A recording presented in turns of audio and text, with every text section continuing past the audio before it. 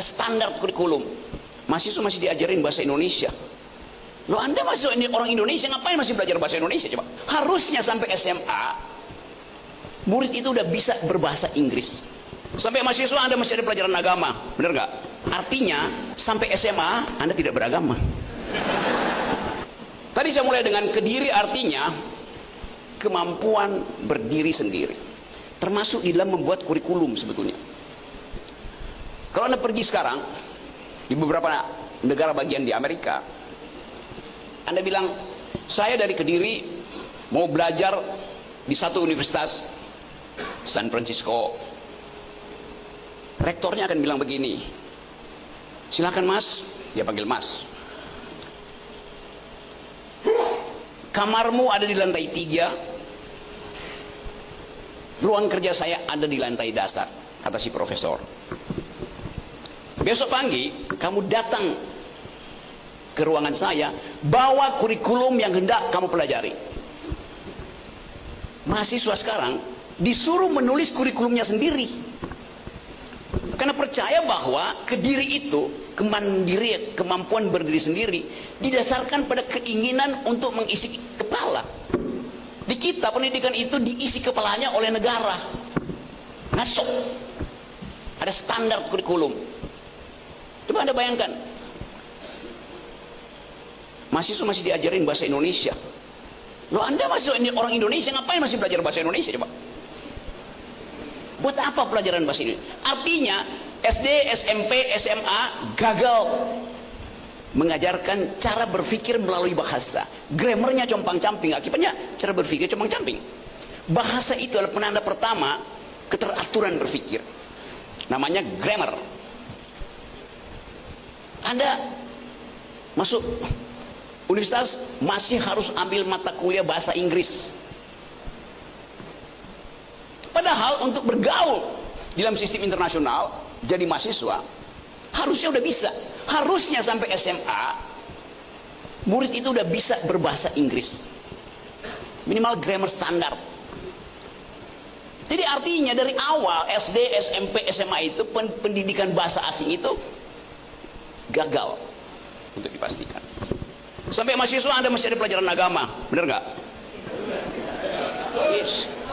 Artinya sampai SMA Anda tidak beragama. Ngapain mesti ajarin agama pada mahasiswa? Buat apa coba? Buat masuk surga, pergi belajar ke pesantren.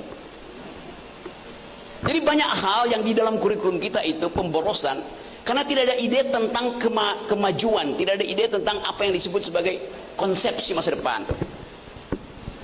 Itu yang menyebabkan Indonesia ratingnya itu turun terus di Asia tuh.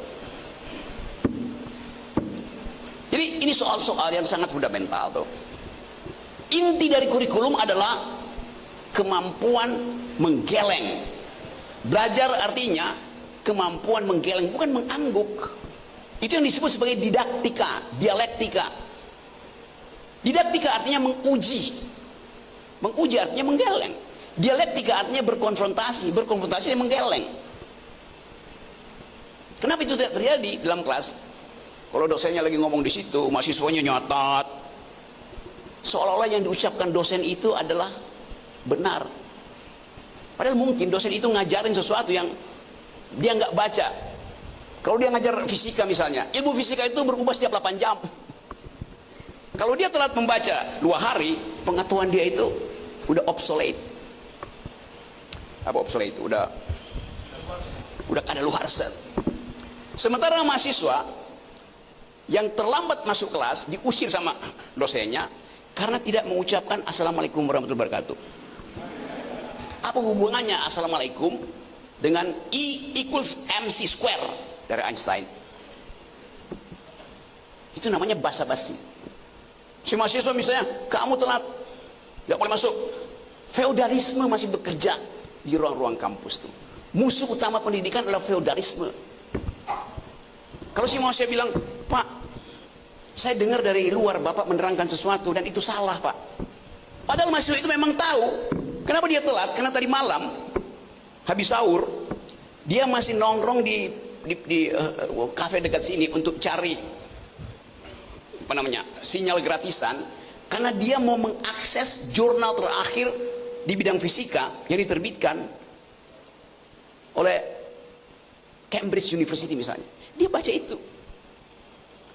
Kan kita bisa akses internet itu berlimpah pengetahuannya. Si mahasiswa ini mengakses informasi terakhir tentang teori kuantum. Lalu dia temukan di situ bahwa oke, ada variabel baru di dalam ilmu fisika. Dia tungguin di jendela situ, dia dengerin dosennya itu menerangkan sesuatu yang sudah tidak dianggap, karena itu teori 2 minggu lalu itu. Dia tetap diusir. Padahal pengetahuan mahasiswa itu lebih bagus dari disebutkan dosen. Yang saya mau terangkan adalah kita sekarang bisa belajar real time tentang apa aja tuh. Nah, konsekuensinya kecepatan berpikir itu seringkali digoda untuk dipertandingkan dengan keyakinan kebudayaan, keyakinan religius. Nah, problem kita atau problem dunia hari ini adalah bagaimana pertumbuhan ilmu pengetahuan itu secara logika didampingi oleh kebutuhan untuk memastikan bahwa logikamu itu tidak boleh membatalkan etikamu.